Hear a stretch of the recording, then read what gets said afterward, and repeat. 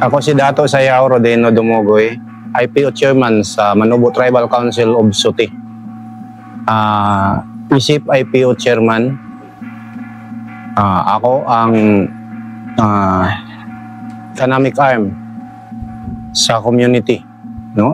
Kami ang pangita o mga panginahanglan, financial, mga panginabuhian sa mga tao.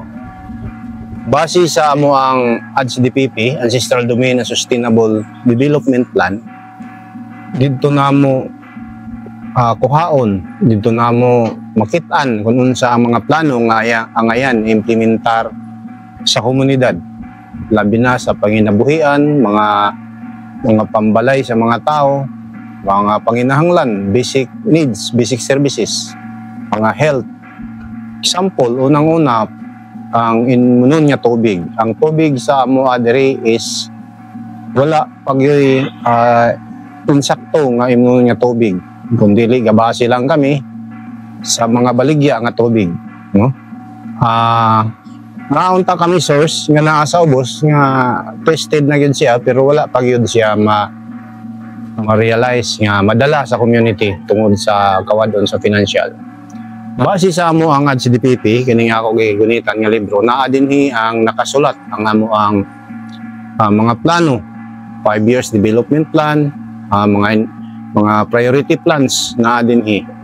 Apil namo nga plano pabahay sa mga tao sa duha ka community. Sitio Suti ug sa Sitio Bagis. Maunta, mahatagan og maayong pambalay ang mga tao gani sa among plano. Ang balay sa mga tao naanay solar aron dili sila mobayad og kuryente nya naapod sila mga kaugalingong tangke sa tubig.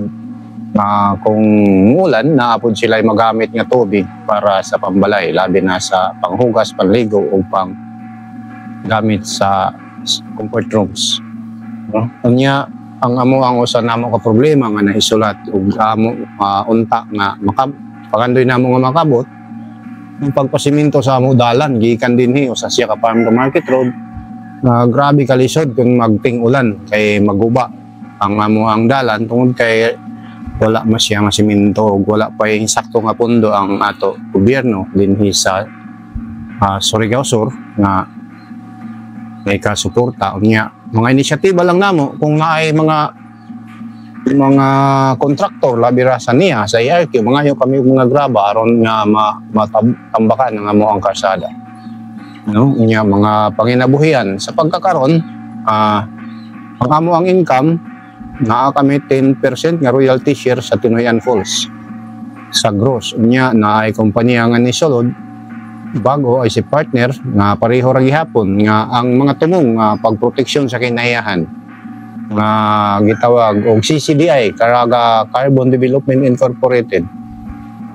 Unya naapoy proyekto sa DNR dinhi sa moa nga kanang ENGP Enhanced National Greening Program nga maoy usa ka panghinabuhian sa mga tao nga magtukod kami og nursery unya paliton sab sa DNR ang amo ang mga seedlings aron itanom ra pod sa amo ang kayutaan unya kung magdevelop kami og area bayaran gihapon sa DNR ang amo ang area nga develop per hectare so mao kana siya ang tulo ka panginabuhian main nga panginabuhian sa mga tao na ay maka-rekomenda kami og mga employment ngadto kanila sa Pinoyan na kami 15 ka mga employee nga nairekomenda ngadto sa Tinoyan unya karon sa pagkakaron sa CCDI 8 naay forest guard unya naay cadre coordinator diri sa NGP mao'y daghan-daghan kay halos tanan nga membro sa community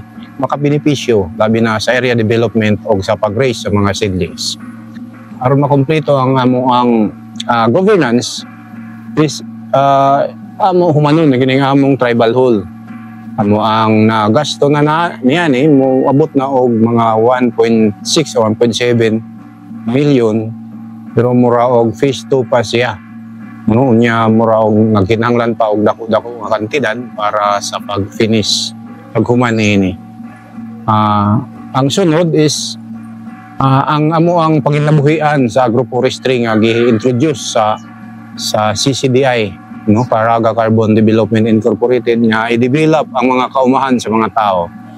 Ang kantong na-declare na mong agricultural is dungagan o mga high value nga mga crops. Example, kakao, kape, baka o uban pa nga mga taas ang presyo nga mga produkto sa uma.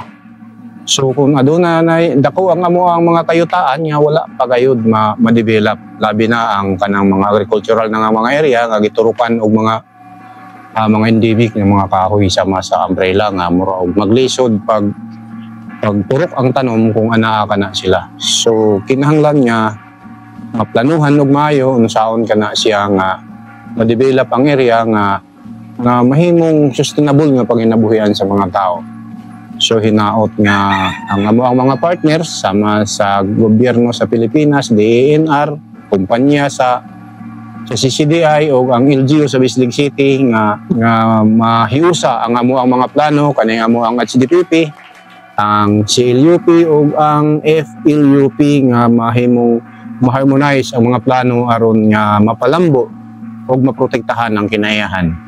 Lambo ang katawhan na the same time dili maguba ang kinayahan o ang tanan niya nga dunay kinabuhi sulod ni ang area sa Matricoso, ang among Cantitro 39 is 6,027.081 hectares. Plus, adun na pa ay naka-overlap sa pikas nga kanti nga amo nang nakuha, more than 600 hectares.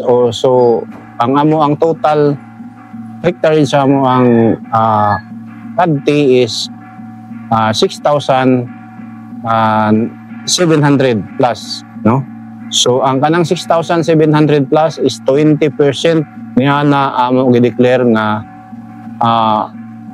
sanctuary kung itluganan sa mga kahayupan kung gitawag sa Pinaypas Law nga strict protected zone nga dili yun siya pahilabtan ang mga kahoy o ang tanan nga kahayupan niya na diha kay aron mao siya ang tinubdan nga magpadayon o balanse nga ecosystem sa ato nga kinayahan. Kay ang mga kaumahan, kung adun na pa'y nabilin nga kahoy, example, kanang mga lawaan o uban pa nga mga native nga species, dili na sab siya hilagtan kay himuon sila nga mao ang ikuhaan namo og similya. O mother tree nga among gihimo nga seedling sa amo ang mga nursery nga nahimo sa mga panginabuhian sa katawhan. Dinhi sa among sitio sa Sotay o Bayabas, sa Barangay Burbuanan, Bislig City o sa Sitio Bagis, Barangay Muni, Bislig City, Surigao del Sur. Salamat o God bless us all.